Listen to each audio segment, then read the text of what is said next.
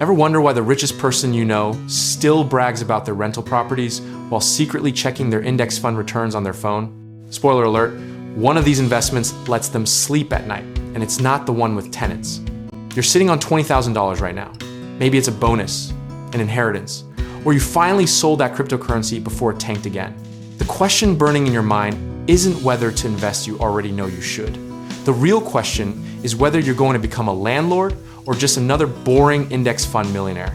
Picture yourself as the hero of your own wealth building journey. Do you want to be the person fielding 3 a.m. calls about broken water heaters? Or the person who clicks buy once and then forgets about it for a decade? Sounds like an easy choice, right? Well, hold on, because everyone and their uncle has an opinion about this. The real estate crowd will tell you about leverage, tax benefits, and tangible assets you can actually touch. They'll paint visions of passive income flowing into your account every month like clockwork. But here's what they won't mention in their Instagram posts. Passive is the last word anyone should use to describe being a landlord. Let's run the numbers, because mathematics doesn't care about your feelings or your friend's success story. You take that $20,000 and dump it into a boring S&P 500 index fund. Assume a conservative 6 to 7% annual return. Nothing fancy, just historical averages minus the hype. Fast forward 10 years, that initial investment, untouched and unloved, sitting there compounding away while you binge watch shows and live your life, you're looking at somewhere between $35,000 and $40,000. No phone calls, no repairs, no screening tenants who swear they're great with pets. Now imagine the real estate scenario. Same $20,000 becomes your down payment on a $100,000 rental property. Congratulations, you're leveraged 4 to 1, which sounds impressive at cocktail parties. You've got a tenant paying maybe $800 to $1,000 monthly, and you're feeling like a real estate mogul.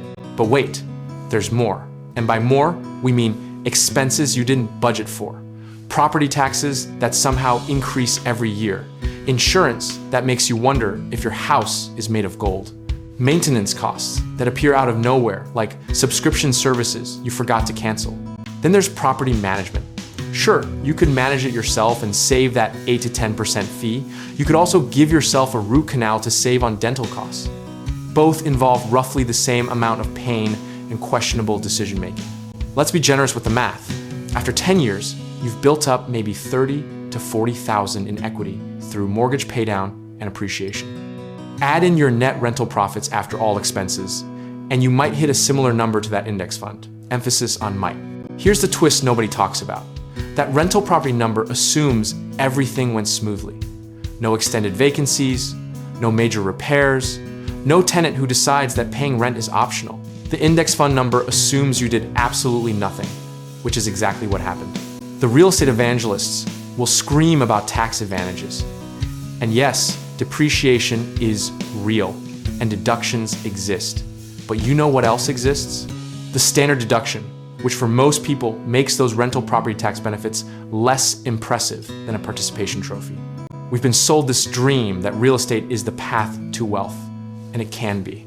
But somewhere between the infomercials and the house flipping shows, we forgot to mention that it's also a part-time job you didn't apply for.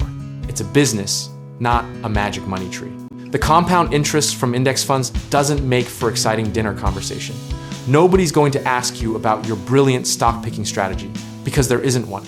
You literally bought everything and called it a day. How boring, how effective. Think about your actual life for a second. Do you want to become an expert in plumbing, electrical work, tenant law, and property management? Or do you want to spend your weekends doing literally anything else? This isn't a rhetorical question. Some people genuinely enjoy that stuff. But let's be honest about the passive income fantasy. Real estate income is only passive if you hire someone to do everything, which eats into those profits faster than termites in a wooden house. Otherwise, you're trading your time and sanity for equity and cash flow. The index fund sits there, silently compounding, requiring zero skill beyond clicking a button and practicing the ancient art of doing nothing. It's like the slacker of the investment world who somehow graduates with honors while everyone else pulls all-nighters. Meanwhile, your rental property demands attention like a needy houseplant, except this houseplant can sue you and cost 6 figures. Every leak, every complaint, every late rent payment becomes your problem. Congratulations, you're now in customer service, construction, and collections simultaneously. Here's where it gets interesting. After 10 years, both investments land you in roughly the same place financially. The index fund through pure mathematical inevitability, the rental property through sweat, stress, and probably a few gray hairs you didn't have before. Some will argue that real estate gives you more control. And they're right, you control when to fix the roof, when to raise rent, when to evict someone. That's a lot of control over a lot of headaches. The index fund gives you control over exactly nothing, which turns out to be surprisingly liberating. The cultural obsession with real estate makes sense historically. Your grandparents built wealth through property because index funds weren't really a thing for regular people back then. But clinging to old strategies because they worked in 1975 is like using a flip phone because it was reliable. Don't forget the liquidity factor. Need money from your index fund? Sell some shares. Wait 2 days, done. Need money from your rental property? List it, pray for buyers, negotiate, close, wait 30 to 60 days if you're lucky. Hope you didn't need that money urgently. And here's the irony that should make you laugh or cry.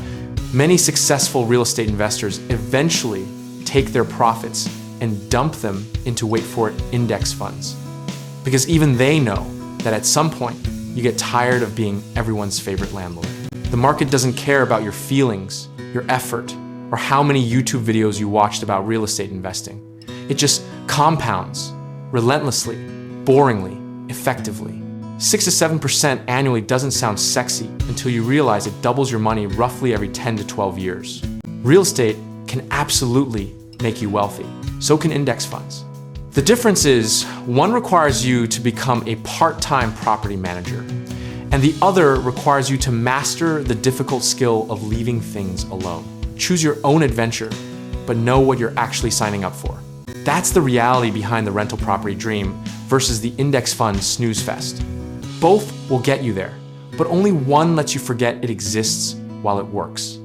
And tomorrow, when someone tells you about their amazing rental property returns, ask them if they factored in their time at minimum wage. The answer might surprise you.